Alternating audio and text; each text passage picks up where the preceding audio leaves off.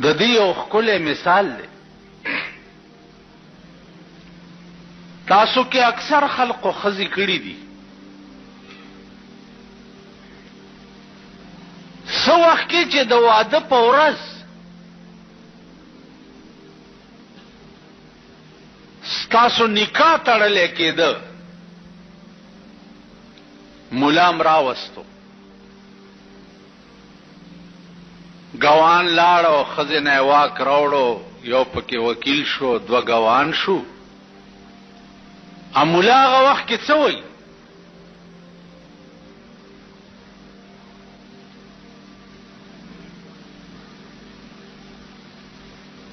ملا هغه وخت کې ورته دا وایي چې هلکه دا پلانۍ د پلاني لور سره د دومره مهره تا قبوله کړې وه او قبوله دې کړه، ته وایې او ما قبوله کړې وه او قبوله مې کړه. بس خبره خلاص شو. ناوې دې کور ته راوسته، سباله بیماره شوه، الله ډاکټر ته یې بوزه.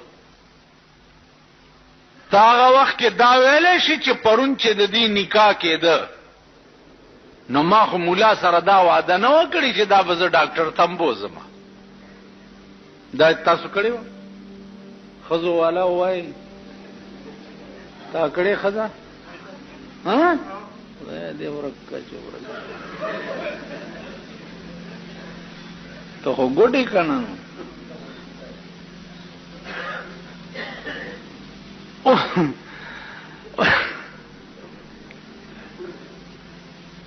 اوس ته دا ویلی شي چې ما هغه وخت کې دا خو نه وویلي چې ښځه مې بیماره شي، خو ما ویل چې قبوله کړې مې ده.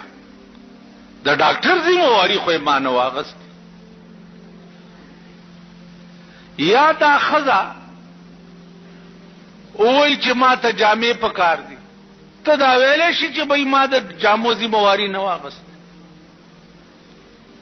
دا ښځه وویل چې ما له ځان له کور ونیسه، ته دا ویلی شي چې ما د کور وعده خو نه وه کړې.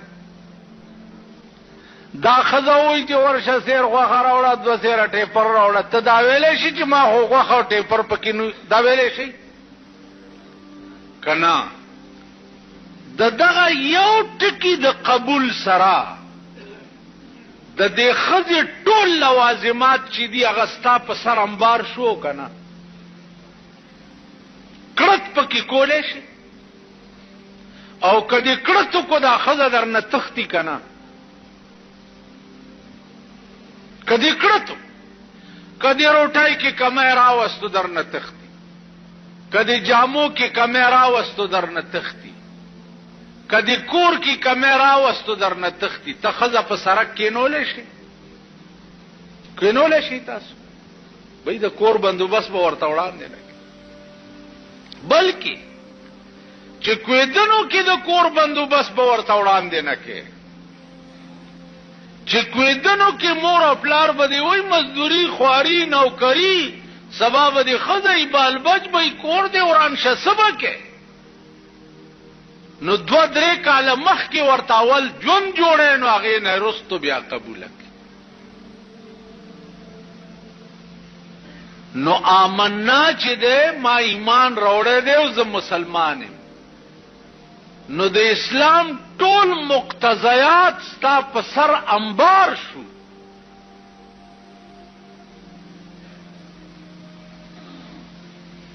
د امنا دا معنا چې زه به منظم کوم،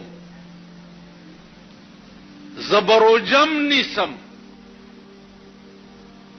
که پیسې راغی زه به حجم کوم، که پیسې راغی زه به زکاتم ورکوم. امنا دا معنا چې زه به پردی مالم نه خورم، زه به حرامم نه کوم. امنا دا معنا چې زه به بې ځایه د چا زړم نه ازاروم، دل ازار بم نه.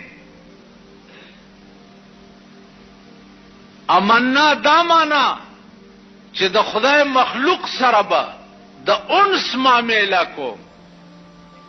امنا دا معنا چې دا الله کوم نظام دی هغه پسې به زخ په ابلخ په منډه موا که وخت راغی زه به جهادم کوم که وخت راغی زه به په میدان کې سرم قربانوم. امنا دام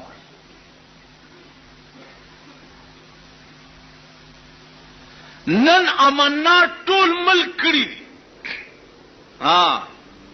امنا دا مانام دا چې دا خزه چې زما کور تراله نو دا به یو بل قانون د خدای د پاغه عمل کوي چې قرنا فی بیوتکنا دا خزه به د پکور کې کینولی نو کرے به نه.